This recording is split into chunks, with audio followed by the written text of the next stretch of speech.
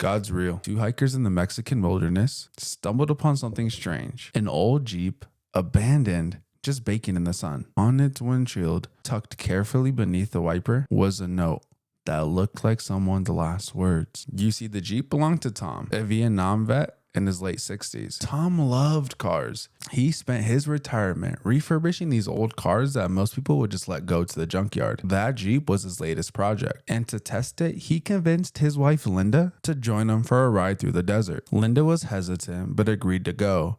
And as she was walking out the door, she had asked him if she should bring one of the big water jugs that they had. And he said, no, it was fine just to leave it behind. They'll just be back soon. That choice would haunt them. Not far into this drive, the Jeep was going on some rough terrain and ended up flipping on its side. Tom, who was older now, couldn't just push the Jeep upright anymore. They were stranded. No water, no shade, no way to call for help. Their only option was to walk. But soon Linda gashed her leg. Blood ran down all the way into the dirt, and predators weren't far. The entire first night, they would hear the strange animal cries echoing all around them, being circled. Fearing that they were being hunted, they decided to crawl back into the Jeep for some sort of cover. The next morning, weak and dehydrated, Tom begged Linda to keep moving, but she was very insistent on leaving something behind. He snapped, saying that there's not enough time to do all this. They need to go. But when he wasn't looking, she ran back to the Jeep, slipped a note underneath the windshield wiper, and ran back. They pressed forward, chewing tiny cactuses for just the smallest amount of nutrients, but it backfired, making Tom violently ill. He was desperate, even suggesting at one point to drink their own pee. Linda wasn't having that. Eventually, she broke down, saying that I'm slowing you down. Save yourself.